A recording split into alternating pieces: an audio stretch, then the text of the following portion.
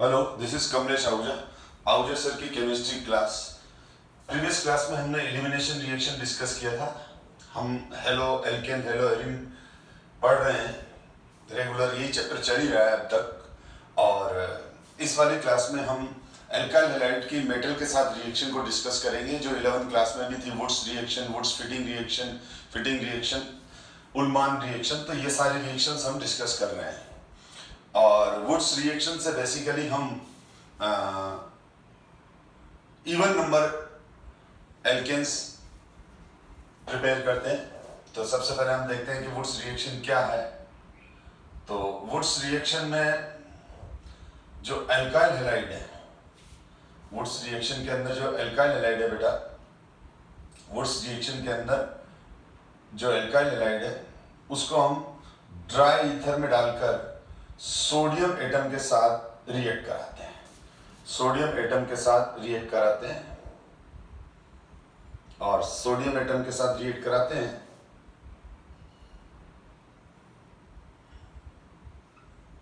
Dry ether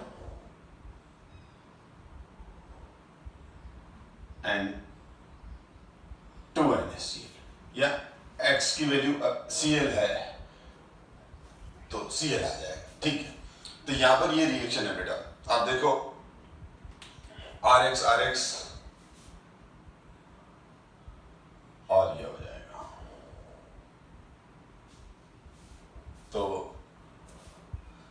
दोनों alkyl group आपस में कंबाइन करके हायर एल्केन बना लेते हैं। क्या बना लेते हैं बेटा? Higher alkane. पहले हम एक एग्जांपल देख लेते हैं। जैसे ये CH3Cl है, ट्वाइस सोडियम है और ये हो गया। और हम इसमें ड्राई ईथर ले रहे हैं, सॉल्वेंट है ड्राई ईथर, तो 2NaCl बन गया। तो यहां पर आप देखो ये मिथाइल क्लोराइड है और क्लोरोमीथेन है, तो क्लोरोमीथेन से इथेन बन गया, हायर एल्केन्स बन गए। पेरेंट एल्काइल हैलाइड में जितने कार्बन होंगे उसका डबल बनेगा।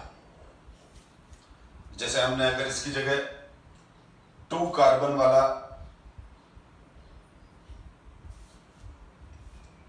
एल्काइल हैलाइड लिया, ethyl chloride, chloroethane IUPAC name हो गया इसका। तो अब इसमें कितने कार्बन है? 2 कार्बन है, तो 2 का 4 हो जाएगा। तो यहां पर ये ड्राई ईथर की प्रेजेंस में CH3 CH2 CH2 CH3 plus 2NaCl बन जाएगा। यानी कहने का मतलब ये है कि आप ना, जैसे ये क्या है C2H5Cl, ठीक है। C2H5Cl से क्या बना है? C4H10। तो है ना, आपको मैं शॉर्ट ट्रिक बता रहा हूं क्योंकि बहुत बार क्वेश्चन करने में काम आएगा। C2H5 का डबल कर दो, C2H5 का डबल कर दो, C4H10। तो कभी भी कोई ऐसा बहुत सारे क्या होता है, ये इसकी इंपॉर्टेंस ये है कि बहुत सारे क्वेश्चन में डायरेक्ट प्रोडक्ट गिवन होता है और रिएक्टेंट पूछा जाता है। तो प्रोडक्ट गिवन है और रिएक्टेंट पूछा है, प्रोडक्ट गिवन है और रिएक्टेंट पूछा है, और हमको मालूम है ये वुड्स रिएक्शन है, तो इसका हाफ कर दो। तो C4H10 का हाफ क्या होगा? C2H5, और फिर आगे हेलोजन लगा दो, तो ऑटोमेटिकली हमारे पास रिएक्टेंट वुड्स रिएक्शन में क्या लिया हुआ है उसका फॉर्मूला आ जाएगा हमारे पास। तो आप देख रहे हो कि क्लोरोमीथेन यूज कर रहे हैं तो इथेन बन रहा है, क्लोरोइथेन यूज कर रहे हैं तो ब्यूटेन बन रहा है। तो यहाँ मेथ है तो यहाँ एथ बनेगा, यहाँ एथ है तो यहाँ ब्यूट बनेगा, डबल हो जाएगा। तो यहां पर एक तरह से हायर एल्केन भी बन रहे हैं और दूसरा कार्बन कार्बन बॉन्ड बन रहा है इसमें, दोनों ये वाला बॉन्ड बना, ये बना, ठीक है। पर इसके अंदर बेसिकली ये केवल even number of alkane, even number alkane मतलब इथेन, C2, फिर C3 नहीं, फिर C4 ब्यूटेन, C5 नहीं, C6 hexane. Even number alkane pure form में हम बना सकते हैं, क्योंकि अगर मैंने दो डिफरेंट एल्काइल हैलाइड ले लिए, ले लिए तो होता क्या है कि देखो एग्जांपल से समझते हैं। जैसे एक मैंने वुड्स रिएक्शन में एक तो ले लिया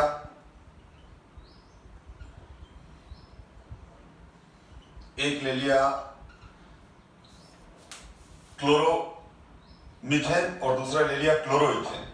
तो अब ये जो दोनों आपस में रिएक्ट करेंगे बेटा, तो बेसिकली अगर इसमें क्या है, अगर हम फ्री रेडिकल मैकेनिज्म को भी लेके चले, मतलब ये बॉन्ड टूटा, ये अलग होगा, इधर ये बॉन्ड अलग हुआ, ठीक है, तो ये दोनों रिएक्ट कर ये तो रिएक्ट करके क्या बन जाएंगे, ये रिएक्ट करके 2NaCl बन जाएंगे, ठीक है। ये तो रिएक्ट करके क्या बन गया, 2NaCl।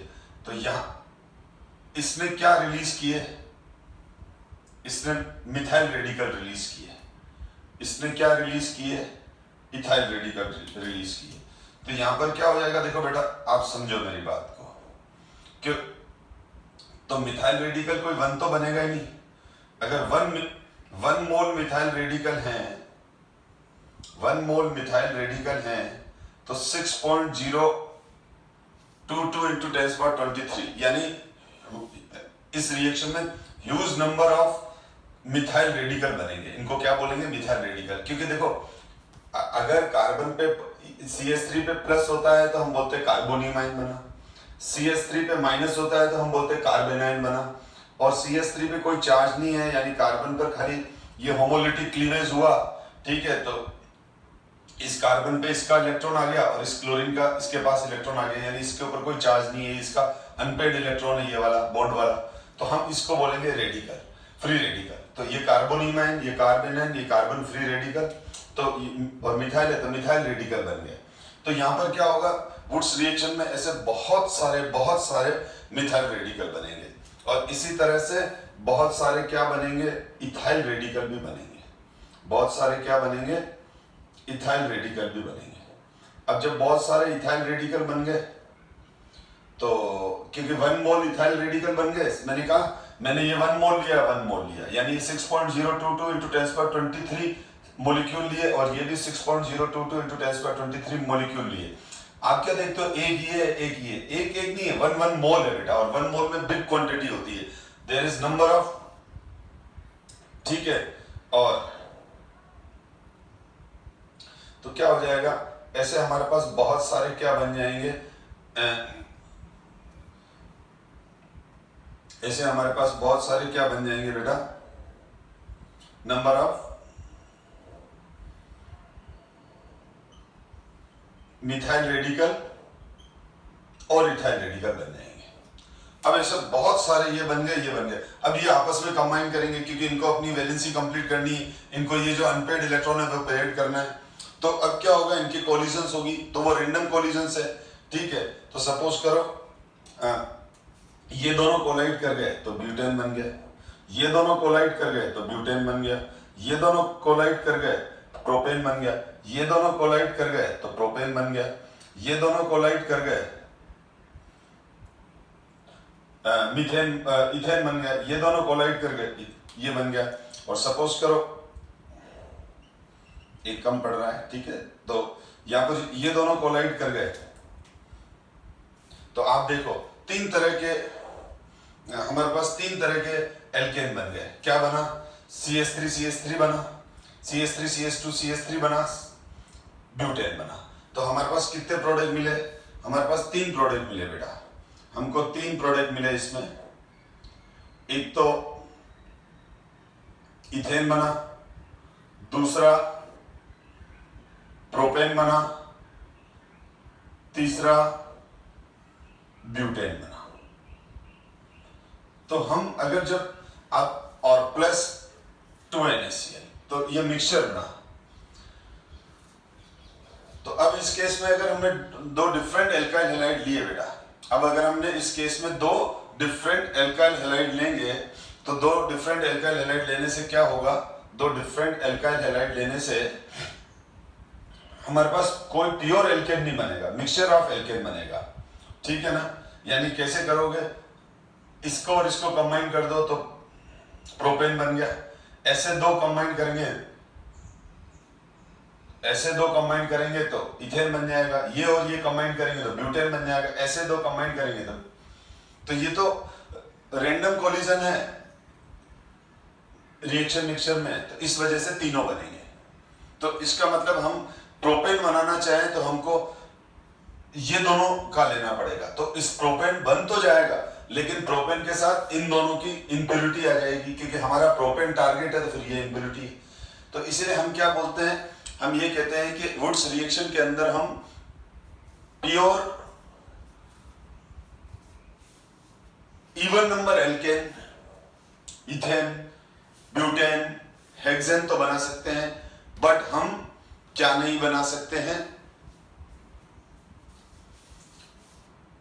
Propane, pentane pure form में नहीं बना सकते हैं, क्योंकि पेंटेन और प्रोपेन जैसे ये प्रोपेन बनाना है तो हम ये दोनों एल्काइल हैलाइड लेंगे, इन दोनों को लिया तो इसके साथ ये दोनों मिल जाएंगे, इसीलिए हम बोलते हैं कि ये ऑड नंबर के लिए सुटेबल नहीं है। और दूसरा, अगर आपसे कोई पूछे कि मीथेन बना सकते हैं तो मीथेन तो बना ही नहीं सकते हैं। Which of the following alkane does not form और do not form from Wurtz reaction, फिर 4 चॉइस दे रखी होगी, तो उसमें आपको दे रखा होगा मीथेन, इथेन, प्रोपेन, ब्यूटेन, तो हम मीथेन। अब आप बोलोगे सर आपने बोला था प्रोपेन नहीं बना सकते, मैंने ये कहा था कि प्रोपेन प्योर फॉर्म में नहीं बना सकते हैं, ठीक है ना। प्रोपेन बन तो जाएगा, देखो बन गया ना वुड्स रिएक्शन से, पर उसके साथ ये दोनों आ गए। लेकिन मीथेन तो किसी भी हालत में नहीं बना सकते, क्योंकि CH3Cl लेने से इथेन, तो वो फर्स्ट मेंबर कौन सा है जो वुड्स रिएक्शन से बनेगा, इथेन, मीथेन नहीं बना सकते हम इसे। तो यहाँ पर ये हो गया। और आपसे कोई पूछे कि ना यहाँ ड्राई ईथर सॉल्वेंट क्यों लेते हैं, क्योंकि सोडियम है, तो सोडियम अगर हम यहाँ ड्राई ईथर की जगह वाटर ले लें तो सोडियम और वाटर आपस में विग्रस रिएक्शन करते हैं। विग्रस का मतलब एक्सप्लोसिव रिएक्शन करते हैं, बहुत तेजी से रिएक्शन करते हैं, NaOH और H2 बनते हैं और रिएक्शन फायर कैच कर लेती है। तो कोई मतलब ही नहीं है, ये रिएक्शन एल्काइल हैलाइड बेचारा देखता रह जाएगा कि ये सोडियम और वाटर तो रिएक्ट कर गए और ये उल्टा उस फायर में बर्न हो जाएगा। मेरे कहने का मतलब हम वाटर लेंगे तो रिएक्शन परफॉर्म नहीं होगी, क्योंकि सोडियम और वाटर आपस में रिएक्ट करते हैं। लेकिन ड्राई ईथर, और ड्राई ईथर का मतलब समझ गए, हम बोलते हैं ना dry alcohol, dry ether, dry acetone, तो उसका मतलब होता है उसमें वाटर नहीं है। अगर वाटर का थोड़ा सा भी ट्रेस है तो उसमें मॉइस्ट है, ठीक है। जैसे ड्राई क्लॉथ, तो ड्राई क्लॉथ का मतलब क्या हो गया, उस क्लॉथ के अंदर, कपड़े के अंदर पानी नहीं, पूरा सूखा हुआ है विदाउट वाटर। तो ड्राई ईथर का मतलब यही कि इसमें वाटर नहीं होगा, थोड़ा सा भी वाटर होगा तो वो सोडियम उससे पहले रिएक्ट कर लेगा, ठीक है। तो इसका मतलब हमको क्या होना चाहिए, सेम, दोनों सेम एल्काइल हैलाइड लेने हैं, ठीक है ना। लेकिन आपको गलतफहमी नहीं होनी चाहिए बेटा। अच्छा, एक मिनट में क्लियर कर दूं, RX plus sodium X plus R dash, अगर ये दो डिफरेंट लिए हमने ड्राई ईथर में, तो हमारे को क्या मिलेगा, RR dash plus R dash plus 2NaX, तो 3 मिल जाएंगे, ऐसे लिखते हैं। लेकिन इसका मतलब ये नहीं है कि लीनियर ही बनेंगे, ब्रांच भी बन सकते हैं। जैसे ये देखो बेटा, ये क्या है, आइसो, CH पे 2 CH3 होते हैं तो प्रोपाइल, आइसोप्रोपाइल हो गया, CH पे 2 CH3 हो गया। तो अब ये 2 सोडियम ले लिया हमने, Cl CH3, अब इस केस में क्या हो जाएगा, दोनों NaCl निकल गए, CH3 CH CH3 CH CH3 CH3 plus 2NaCl। तो ये इस तरह से ब्रांच भी बन सकते हैं। यानी आपको ये कंफ्यूजन नहीं होना चाहिए कि एल्केन से हम स्ट्रेट लाइन ही बना सकते हैं, ब्रांच एल्केन्स भी बन सकते हैं। जैसे ये क्या है, 1 2 3 4 ब्यूटेन है, 2 3 di methyl, 2 3 di methyl butane, 2 3 di methyl butane, तो ये 2 3 डाई मिथाइल ब्यूटेन बन गया। तो इस तरह से वुड्स रिएक्शन की, तो वुड्स रिएक्शन क्या है, बेसिकली रिएक्शन विद सोडियम, मतलब मेटल हो गया। और अब हम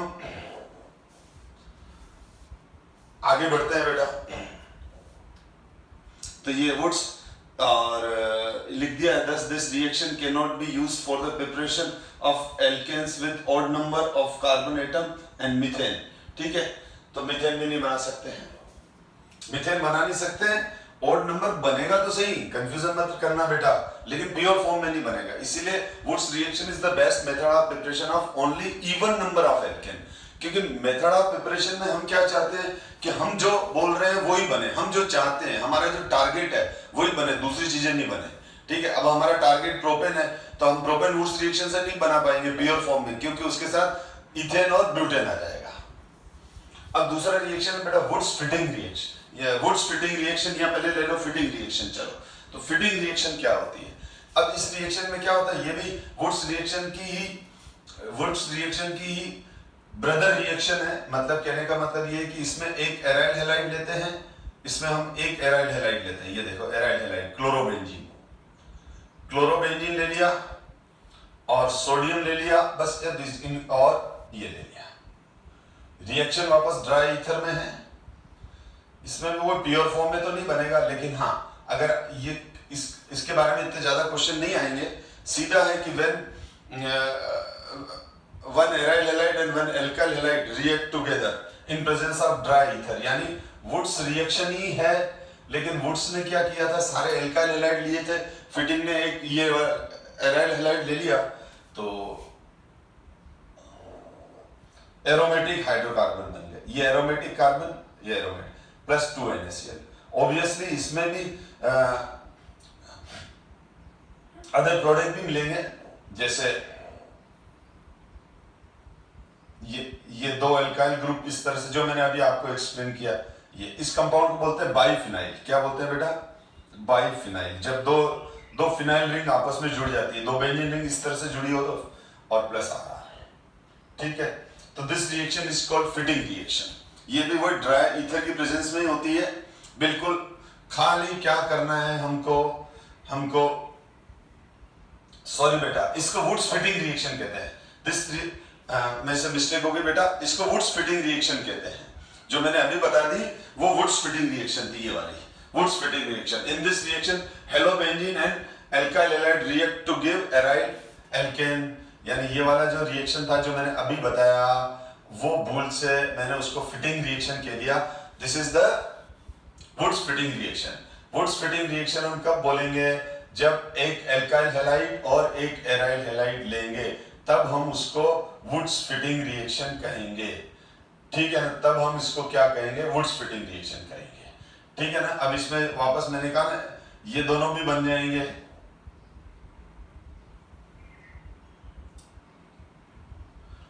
और फिटिंग रिएक्शन में क्या होता है? फिटिंग रिएक्शन में बेटा दोनों के दोनों हेलो एल्केन होते हैं। स्पेशली क्लोरोबेंजीन लेते हैं या ब्रोमोबेंजीन लेते हैं। ठीक है, अब ये भी वही है, ड्राई ईथर की प्रेजेंस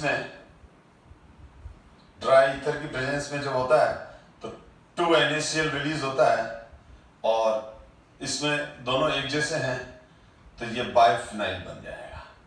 क्या बन जाएगा बेटा? This is the biphenyl.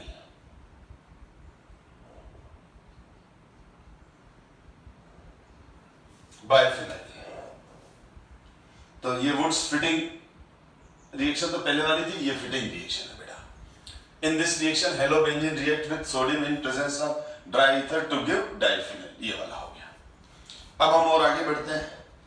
तो रिएक्शन विद मैग्नीशियम, क्योंकि सब मेटल से रिएक्शन चल रही है, तो रिएक्शन विद, अब देखो मैग्नीशियम, तो मैग्नीशियम का ये बहुत इंपॉर्टेंट रिएक्शन है बेटा। ये बहुत इंपॉर्टेंट रिएक्शन है, क्योंकि ग्रिनिया रिएजेंट बहुत ज्यादा यूज होने वाला रिएजेंट है। देखो इसमें जब हम किसी एल्काइल हैलाइड को मैग्नीशियम से, और देखो एल्काइल हैलाइड से जो मेटल रिएक्ट कर रहे हैं वो रिएक्टिव है, एस ब्लॉक मेटल्स हैं। देखो sodium,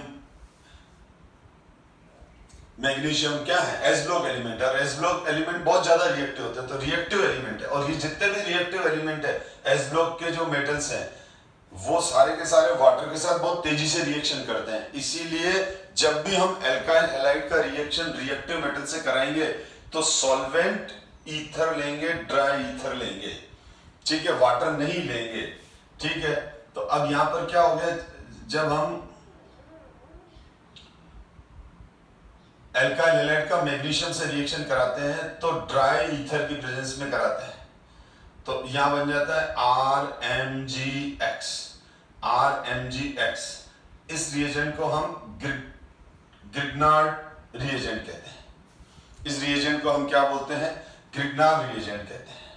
Grignard reagent organometallic compound है।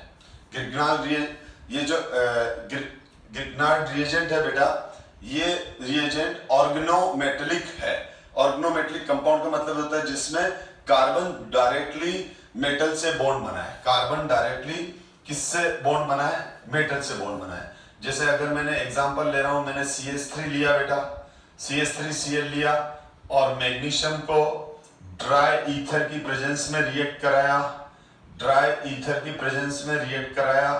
अब जब मैं इसको ड्राई ईथर की प्रेजेंस में रिएक्ट कराऊंगा तो CH3MgCl बनता है, और ये this is the carbon metal bond, this is the carbon metal bond.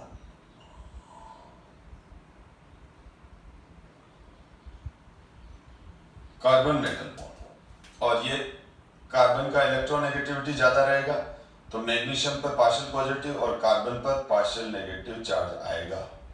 Carbon carries partial negative charge. तो ऐसे सारे मॉलिक्यूल जिसमें मेटल डायरेक्टली कार्बन के साथ बॉन्ड बनाता हो, मेटल डायरेक्टली किसके साथ बेटा बॉन्ड बनाता हो, मेटल डायरेक्टली, मेटल का बॉन्ड डायरेक्टली कार्बन के साथ हो तो उनको हम बोलते हैं ऑर्गेनोमेटलिक कंपाउंड। Organometallic compound. अब यहां पर क्या होता है, ये हाईली पोलर कोवेलेंट बॉन्ड होता है, क्योंकि मैग्नीशियम के कंपैरिजन में कार्बन की इलेक्ट्रोनेगेटिविटी ज्यादा है। मैं मैग्नीशियम से कंपेयर कर रहा हूं, ठीक है ना।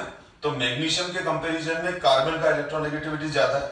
तो अब क्या हो जाएगा, ये अगर इसके आयोनाइजेशन की बात करें तो जब ये आयोनाइज होगा तो ड्यूरिंग द रिएक्शन जब ये आयोनाइज होता है तो कार्बन नेगेटिव चार्ज कैरी करता है, ठीक है, और मैग्नीशियम पे पॉजिटिव चार्ज आ जाता है, यानी ये carbonium ion, sorry carb anion बनता है। क्या बनता है बेटा, कार्ब एनायन।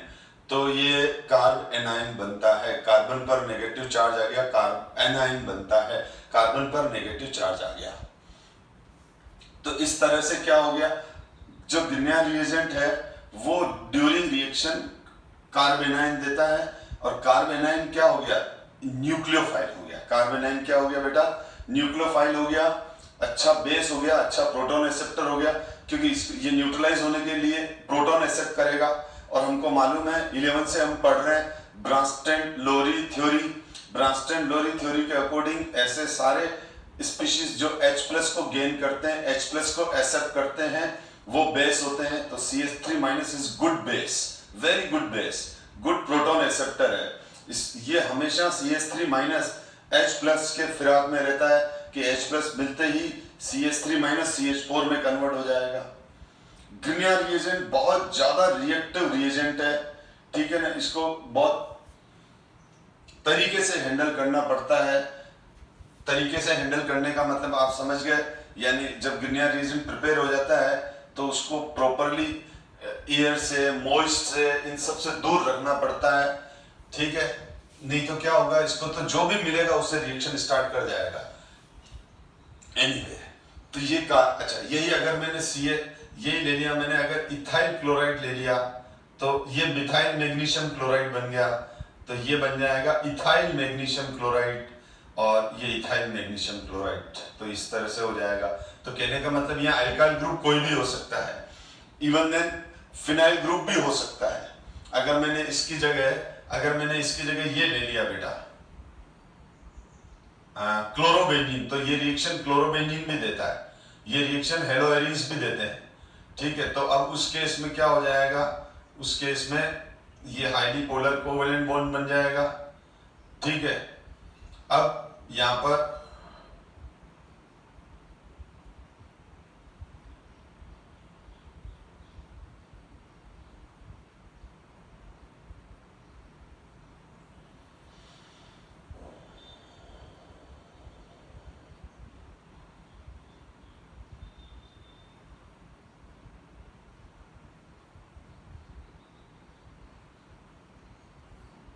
ये देखो बेटा, ये आ गया।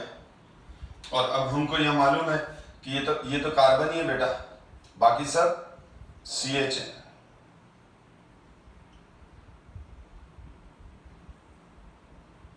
तो जब ये आयनाइज होगा तो इस कार्बन पे नेगेटिव चार्ज आ जाएगा, ठीक है।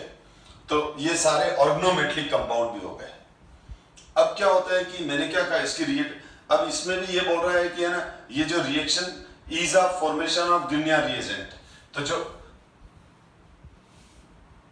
मैं अगर मैंने ध्यान देना, एल्काइल आयोडाइड प्लस मैग्नीशियम लिया तो RMgI बनेगा ड्राई ईथर में बेटा।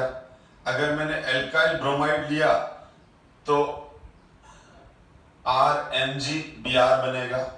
अगर मैंने RCl लिया तो क्या बनेगा, RMgCl बनेगा। सबसे फास्ट ये वाला बनेगा। आपको रीजन मालूम है, ये वाला बॉन्ड आयोडीन का बॉन्ड आयोडीन का बॉन्ड वीक होता है। आयोडीन गुड लिविंग ग्रुप है। आयोडीन जब भी किसी से बॉन्ड बनाता है तो उस बॉन्ड की बॉन्ड स्ट्रेंथ कम होती है, बॉन्ड डिसोसिएशन एनर्जी कम होती है। तो एल्काइल आयोडाइड से मैग्नीशियम बहुत तेजी से रिएक्शन करके ग्रिग्नार्ड रिएजेंट बना। यानी इन तीनों की रिएक्शन मैंने एक साथ स्टार्ट की, इन तीनों की रिएक्शन मैंने, इन चारों की रिएक्शन एक साथ स्टार्ट की। तो सबसे पहले ये वाली कंप्लीट हो जाएगी, क्योंकि कार्बन आयोडीन बॉन्ड सबसे वीक होता है, और फिर ये बॉन्ड स्ट्रेंथ बढ़ती जा रही है। फ्लोरीन का बॉन्ड डिसोसिएशन एनर्जी बहुत ज्यादा होता है। तो अब इस केस में क्या हो गया, ये सबसे पहले बन गया, फिर उसके बाद ये बना, उसके बाद ये नहीं बनता है। रीजन ये कि कार्बन फ्लोरीन का बॉन्ड डिसोसिएशन एनर्जी ज्यादा होता है, तो ये ब्रेक नहीं हो पाता है ऑर्डिनरी कंडीशंस पे। तो इस वजह से जो iodide, alkyl iodide Grignard reagent सबसे तेजी से बनाते हैं। तो is of formation of RMgX is this. और फ्लोराइड इसीलिए डिस्कस नहीं किया हुआ है कि alkyl fluoride does not gives Grignard reagent when it treated with magnesium in dry ether, because carbon fluorine bond dissociation energy is very high। और alkyl group में, alkyl group की बात करें, for an given alkyl group 1 degree 2 degree 3 degree for, तो देखो 1 degree, तो ये बोल रहा है 1 डिग्री, तो देखो ये हो गया हमारा 1 डिग्री एल्काइल हैलाइड, ये हो गया हमारा 2 डिग्री एल्काइल, ये हो गया हमारा 3 डिग्री एल्काइल, ठीक। तो ये 1 डिग्री और प्राइमरी एल्काइल हैलाइड, ये 2 डिग्री और सेकेंडरी एल्काइल हैलाइड, ये 3 डिग्री और टर्शियरी एल्काइल हैलाइड। तो जो है ना सबसे फास्ट बनेगा उसका बनेगा, क्योंकि यहाँ स्टेरिक इंक्रीज होने की वजह से ये प्रॉपर्ली रिएक्ट नहीं कर पाता है। बन तीनों जाएंगे, मैं क्लियर कर दूं, लेकिन सबसे फास्ट 1 डिग्री का बनेगा, ठीक है। तो for given alkyl group 1 degree सबसे फास्ट, ये है सबसे फास्ट ग्रिग्नार्ड रिएजेंट इसका बनेगा, सबसे स्लो इसके बनेगा। और दूसरा, अब मैंने अभी आपको बताया कि ग्रिग्नार्ड रिएजेंट बहुत ही ज्यादा रिएक्टिव है। तो जब ग्रिग्नार्ड रिएजेंट बहुत ज्यादा रिएक्टिव है तो इसको हम यूं ही हम बना के बोतल के अंदर स्टोर नहीं करते हैं, हम इसको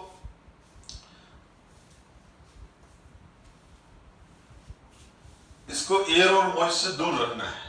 क्योंकि मैंने क्या कहा, ये तो वाटर, देखो एक मिनट, इसकी वाटर के साथ रिएक्शन देखो, तो RMgX जब वाटर के साथ रिएक्शन करता है तो वाटर का जो प्रोटॉन है, वाटर का जो H+ है, क्योंकि यहाँ एल्काइल ग्रुप, यानी अभी मैंने बताया यहाँ कार्बन पे नेगेटिव चार्ज आएगा, यहाँ पार्शियल पॉजिटिव, या वाटर में वाटर H+ आयन भी देता है, भले बहुत धीरे धीरे देगा पर देगा तो सही, अगर कोई लेने वाला है तो यहाँ पर जो R- बनेगा तो यहाँ पर क्या होता है, ये दोनों आपस में रिएक्ट करके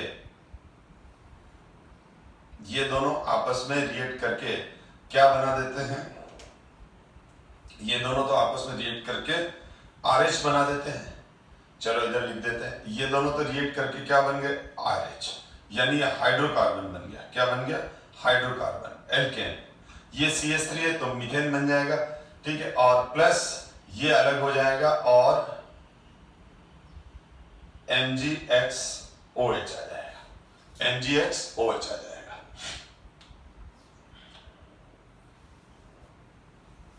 तो ये हाइड्रोकार्बन बन जाता है।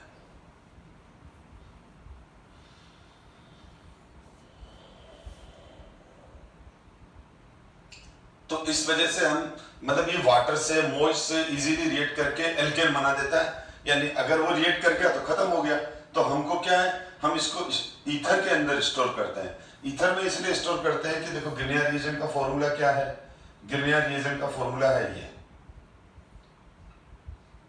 RMgx, ठीक है। अब मैग्नीशियम में वेकेंट ऑर्बिटल भी होते हैं और ईथर क्या है, ईथर एक अच्छा लुईस बेस है, ईथर एक अच्छा लुईस बेस है। लुईस बेस कौन होता है, लुईस बेस वो होते हैं जो अपना इलेक्ट्रॉन पेयर इजीली देते हैं, या कोऑर्डिनेशन केमिस्ट्री में आपने लीगेंड पढ़ा होगा, तो ईथर एक तरह से लीगेंड भी है, यानी अपना इलेक्ट्रॉन पेयर, ये ऑक्सीजन का electron pair easily coordinate covalent bond में इन्वॉल्व हो जाता है। तो ether is a good Lewis base, ether is good Lewis base. तो जब हम ईथर के साथ इसका रिएक्शन कराते हैं, जब हम इसको ईथर में स्टोर करते हैं, तो ईथर इसकी रिएक्टिविटी को कम कर देता है। क्यों क्या कर देता है, क्योंकि ईथर का जो ऑक्सीजन का लोन पेयर होता है वो मैग्नीशियम के साथ कोऑर्डिनेट कोवेलेंट बॉन्ड बना लेता है। ईथर की जो ऑक्सीजन होती है वो इस मैग्नीशियम के साथ, ईथर की जो ऑक्सीजन का जो लोन पेयर है वो इन मैग्नीशियम के साथ कोऑर्डिनेट कोवेलेंट बॉन्ड में, इसलिए इसकी रिएक्टिविटी कम हो जाती है और ये चुपचाप बैठा रहता है, ठीक है।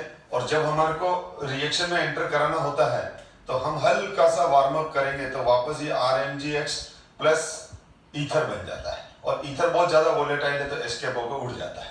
तो हम सीधा है, हमको इतना डिटेल में नहीं जाना है, आपसे तो सीधा ये क्वेश्चन पूछेंगे कि हम इसको ईथर में क्यों रखते हैं या ईथर में क्यों बनाते हैं, तो ether stabilise RMgx by coordinate with it, ये बस, इससे ज्यादा हमको आंसर नहीं देना है, ठीक है ना। बहुत बार चीजों को ज्यादा डिटेल में लेने से कोई मतलब नहीं निकलता है, टाइम वेस्ट होता है और कंफ्यूजन और क्रिएट्स होते हैं। अब देखो Grignard reagent are highly reactive and react with any source of proton to give hydrocarbon. मैंने कहा ना गिरनियर रिएजेंट, ठीक है ना, गिरनियर रिएजेंट बहुत ज्यादा रिएक्टिव है, वो कहीं से भी इसको H+ मिला उससे रिएक्ट करके ये हाइड्रोकार्बन में कन्वर्ट हो जाएगा। अब ये प्रोटॉन वाटर से भी मिल सकता है, अब ये प्रोटॉन इसको वाटर से भी मिल जाएगा, एल्कोहल से भी मिल जाएगा, एल्कोहल के पास ये रहा प्रोटॉन, एमीन्स RNH2, ठीक है, तो इनसे भी मिल जाएगा, ठीक है। इवन देन टर्मिनल एल्काइंस, ये वाला टर्मिनल एल्काइंस भी क्या होती है, एसिडिक होती है, हमने 11 से पढ़ रखा है कि sp कार्बन से जुड़ी हुई हाइड्रोजन एसिडिक होती है। तो कोई भी एसिड या कोई भी ऐसा ऑर्गेनिक मॉलिक्यूल जिसमें H atom more electronegative element से जुड़ा हुआ है, उससे वो रिएक्ट करके RH बना देगा। जैसे यहाँ एल्कोहल में ये वाला H ऑक्सीजन मोर इलेक्ट्रोनेगेटिव, तो ये वाला H इससे रिएक्ट कर लेगा, ठीक है। वाटर का H इससे रिएक्ट कर लेगा, RNH2 के ये H इस तरह से इससे रिएक्ट कर लेंगे। Even then triple bond carbon से जुड़ा हुआ हाइड्रोजन भी इस तरह से रिएक्ट कर लेगा। तो ये ध्यान रखना, ये वाटर, एल्कोहल, RNH2, इथाइन, इस तरह के सारे मॉलिक्यूल, इवन देन कोई भी एसिड हो, चाहे वो फास्फोरिक एसिड हो, सल्फ्यूरिक एसिड हो, हाइड्रोक्लोरिक एसिड हो, उनसे रिएक्ट करके ये कॉरस्पॉन्डिंग हाइड्रोकार्बन देगा। चाहे वो एसिडिक एसिड हो, कार्बोक्सिलिक एसिड हो, तो कार्बोक्सिलिक एसिड, जो कार्बोक्सिलिक एसिड है, ठीक है ना, जो कार्बोक्सिलिक एसिड है वो भी क्या देगा, वो भी देगा H+, क्योंकि कार्बोक्सिलिक एसिड किस में आयोनाइज होते हैं, HCOO- H+। ये तो हमारी 12th की रिएक्शन भी है कि what happen when Grignard reagent with carboxylic acid, तो आप लिखोगे ये HCOOH H+ देगा और ये H+ गिरनियर रिएजेंट के R- से रिएक्ट करके और हाइड्रोकार्बन दे देगा। यानी जो हल्का सा भी एसिडिक है, यानी गिरनियर रिएजेंट वेरी वीक एसिड से भी रिएक्ट करके हाइड्रोकार्बन दे देते हैं। तो इस वजह से ये लिखा हुआ है, it is therefore necessary to avoid even trace of moisture from a Grignard reagent. जितना भी पानी मिला उससे रिएक्ट करके खत्म हो जाएगा। तो explain why Grignard reagent should be prepare under anhydrous condition. समझ में आ गया? अगर आप उसको एनहाइड्रस कंडीशन में प्रिपेयर नहीं कर रहे हो तो मतलब आप गिरनियर रिएजेंट जितनी भी मॉइस्ट है उतनी मॉइस्ट गिरनियर रिएजेंट से रिएक्ट करके गिरनियर रिएजेंट को खराब कर देगी, खत्म कर देगी। एक ये उल्मान रिएक्शन है बेटा। ये उल्मान रिएक्शन वैसे मैं क्लियर कर दूं, बुक में नहीं है पर कभी कभी पूछ भी ली जाती है, लेकिन कॉम्पिटेटिव में आ जाती है बहुत बार। तो उल्मान रिएक्शन बेसिकली आयोडोबेंजीन का कॉपर पाउडर के साथ रिएक्शन है और ये बहुत सिंपल रिएक्शन है, इसीलिए मैंने डिस्कशन में लिया है कि ये आयोडोबेंजीन है। लेकिन मैं क्लियर कर दूं, बोर्ड के अंदर इस रिएक्शन को आप यूज नहीं करोगे। बोर्ड के अंदर अगर कोई कन्वर्जन आता है, ठीक है, या आ जाए how to prepare biphenyl, तो ये रिएक्शन यूज नहीं करोगे। उल्मान रिएक्शन, ये कॉपर पाउडर के प्रेजेंस में जब हम इस आयोडोबेंजीन को हीट करते हैं तो कार्बन आयोडीन बॉन्ड वैसे ही वीक होते हैं, तो ये रिएक्ट करके और बाइफिनाइल बन जाता है। ये रिएक्ट करके क्या बन जाता है? बाइफिनाइल बन जाता है। This compound is called biphenyl and by product बन जाता है cuprous iodide. Cuprous iodide Cu2I2, ये बाइफिनाइल है। C6H5 के दो रेडिकल आपस में जुड़े हुए हैं, तो ठीक है, उल्मान रिएक्शन ये है। This is the Ullmann reaction. तो ये तो हमारे रिएक्शन विद मेटल हो गए बेटा, ये हमारे रिएक्शन विद मेटल्स हो गए। और अब हम एक और डिस्कस कर लें, एक पॉइंट और डिस्कस करना है, फिर आगे चलते हैं। तो देखो इसमें है ना, एक पॉइंट हमारा डिस्कशन से छूट गया था, वो मैं वापस क्लियर कर रहा हूं कि मैंने आपको बताया था कि एम्बिडेंट न्यूक्लियोफाइल क्या होते हैं। एम्बिडेंट न्यूक्लियोफाइल होते हैं those nucleophile which have two donor site but at a time it donate either side. यानी एम्बिडेंट न्यूक्लियोफाइल वो होते हैं जिनमें दो डोनर साइट होती है। जिनमें क्या होती है? दो डोनर साइट होती है। जैसे Cn- है, इसमें दो डोनर साइट है। ONO2 है, तो इसमें दो डोनर साइट है। ये दोनों कॉमन एग्जांपल हैं जो बहुत बार पूछे गए हैं। तो ऊपर वाला है साइनाइड और ये नाइट्राइट। ये साइनाइड और ये नाइट्राइट।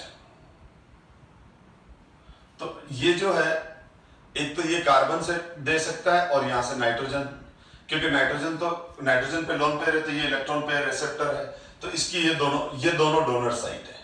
इसी तरह से यहाँ ऑक्सीजन डोनर साइट है और ये नाइट्रोजन डोनर साइट है, ठीक है।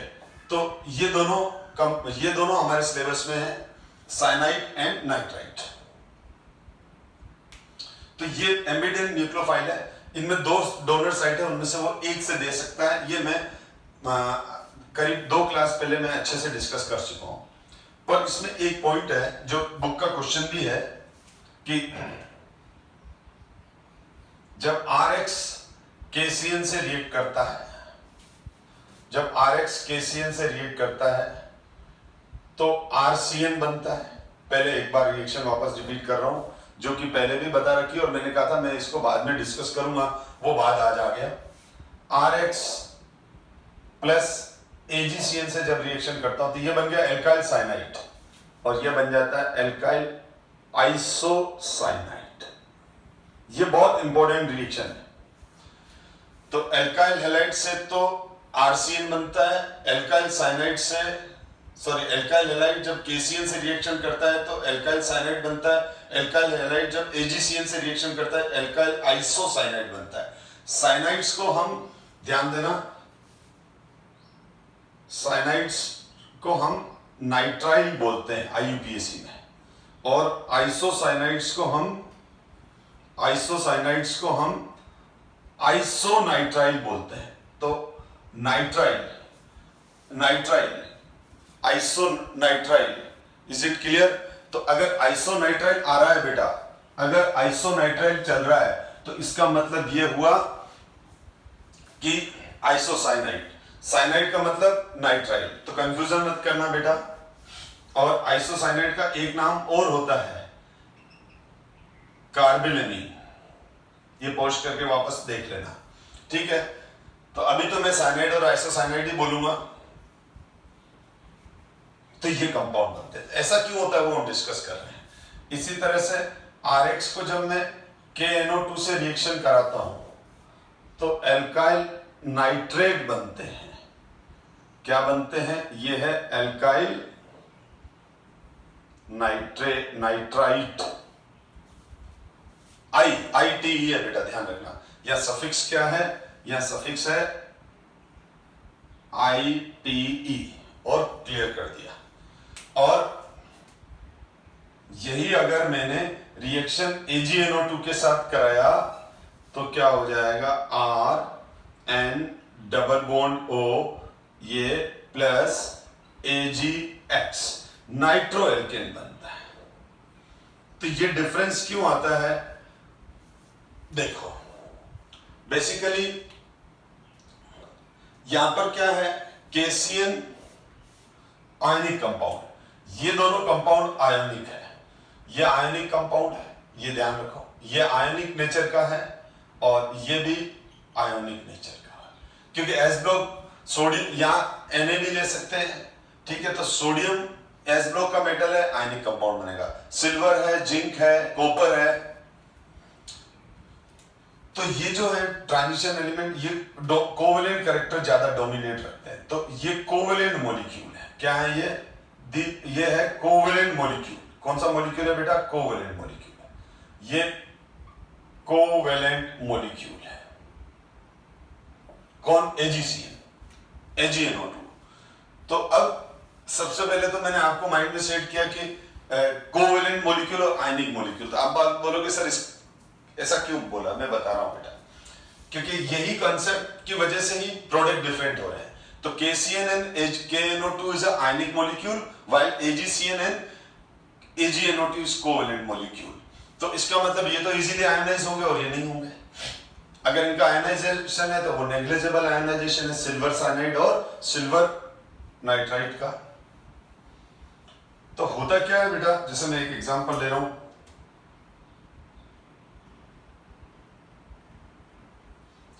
ये हमारा CH3Cl है। तो CH3Cl है,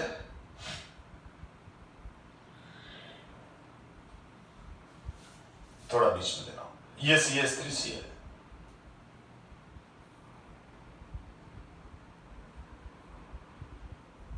और एक क्लोरीन है, ये मेरा अल्फा कार्बन हो गया। और मैंने जब KCl लिया तो KCl आयोनिक फॉर्म में रहेगा। आयोनिक मॉलिक्यूल में NaCl के क्रिस्टल में क्या होता है? Na+ और Cl-। तो यहां पर अब ये एम्बिडेंट न्यूक्लियोफाइल है Cl-। तो इसके पास दोनों डोनर साइट अवेलेबल है, यानी ये यहां से भी दे सकता है और यहां से भी दे सकता है। तो देखो इसके दो रीजन है कार्बन। तो मैं ये कह रहा हूं, दो रीजन बता रहा हूं। यहां से देना स्टार्ट करेगा, यानी कार्बन, ये जो CH3Cl है, ठीक है ना, ये जो CH3Cl है, इस पे मैं ये कह रहा हूं जो बॉन्डिंग होगी, जो क्योंकि ये तो CH3Cl है तो SN2 मैकेनिज्म ही होना है। तो ये नेगेटिव, पार्शियल नेगेटिव चार्ज और पार्शियल, तो मैं कह रहा हूं कि ये वाली साइड इसको देना स्टार्ट करती है, ये वाली नहीं दे पाती है, या देना चाहे तो भी इसको मौका नहीं मिलता है। देना तो ये नहीं चाहती पर मौका नहीं मिलता है। रीजन ये है कि दो डोनर साइट है इसमें, देखो दो डोनर साइट है। तो सीधी बात है, एक तो कार्बन पर डायरेक्ट नेगेटिव चार्ज है और ये न्यूट्रल है। तो इन दोनों में से न्यूक्लियोफिलिसिटी इसकी ज्यादा है, न्यूक्लियोफिलिसिटी इसकी ज्यादा है, न्यूक्लियोफिलिसिटी इसकी ज्यादा है, न्यूक्लियोफिलिसिटी इसकी ज्यादा है, मतलब इलेक्ट्रॉन पेयर देने की टेंडेंसी इसकी ज्यादा है।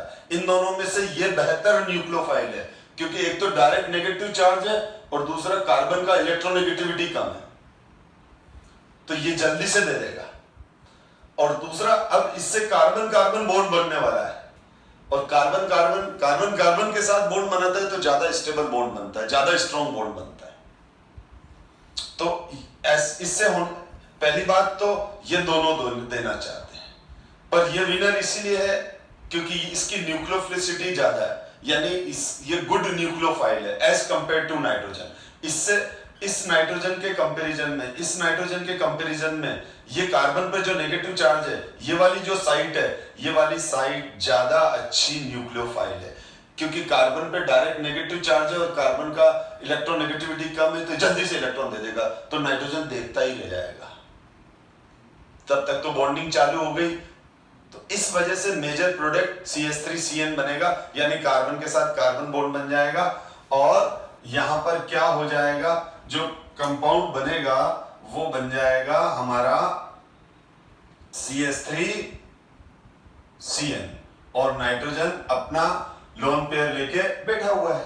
तो इस वजह से CH3CN बन गया। यहां पर क्या हुआ, कार्बन कार्बन बॉन्ड बन गया ना, कार्बन कार्बन बॉन्ड, जो ये CN है अपना लोन पेयर देके और इसने बॉन्ड बना लिया।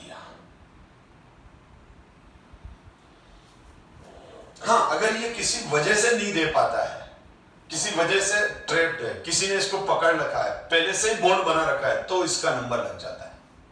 इसका नंबर तब लगेगा जब ये अवेलेबल नहीं है। ऐसा AgCN में होता है, ऐसा AgCN में होता है। तो KCN आयनिक कंपाउंड है, इसीलिए ये अवेलेबल साइट है इसके पास। ठीक है, ठीक है ना। जैसे आप कोई भी चीज खरीदने जाते हो, आपको एक कचौरी खानी है, आप और आपके जहां आप जाते हो आसपास में, वहां 2 शॉप है, ठीक है, दोनों ही कचौरी की शॉप है, ठीक है। अब आपको एक पर्टिकुलर शॉप वाली कचौरी पसंद है, तो आप हमेशा वही जाने वाले हो। लेकिन अगर वो बंद है, वो अवेलेबल नहीं है, तो आप दूसरी जगह जाओगे। तो वही वाली बात है, यहां पर AgCN में ऐसा ही कुछ हो रहा है कि AgCN कोवेलेंट कंपाउंड होने की वजह से इसका जो कार्बन है उस पे लोन पेयर अवेलेबल नहीं है, वो तो शेयरिंग में बॉन्ड यहां आ गया। तो अब क्या हो जाता है, अब ये हो जाता है कि ये नाइट्रोजन अटैक करता है। जब इस पे नाइट्रोजन अटैक करेगा तो कार्बन नाइट्रोजन बॉन्ड बनेगा। तो ये सेकेंडरी प्रेफरेंस है। इसका मतलब ये नहीं हुआ कि तो नाइट्रोजन, इसका मतलब ये नहीं हुआ कि ना ये इसने बाजी मार ली, वो नहीं मारी बाजी। ये तो इसके पास लोन पेयर अवेलेबल था, अब इसके पास था ही नहीं, रिएक्शन होनी है, तो फिर ये नाइट्रोजन अटैक करेगा। नाइट्रोजन अटैक करके फिर रिएक्शन होगा, पूरा मैकेनिज्म चलेगा। मैकेनिज्म क्या है अभी डिस्कस नहीं करेंगे, सीधा NC बन जाएगा। और ये सेम कंसेप्ट KNO2 के लिए रहेगा। KNO2 में भी क्या होगा, O ये आयनिक कंपाउंड है, तो KNO2 के अंदर ये वाला NO2, ये वाला O-, ये वाला जो O- है बेटा, ये आयनिक कंपाउंड है इस वजह से। और इधर ये क्या है,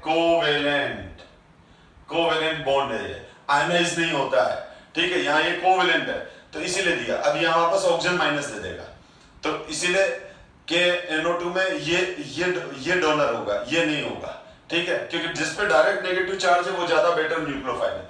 तो इसी तरह से अगर मैं AgNO2 की बात करूं, तो AgNO2 में जब एल्काइल हैलाइड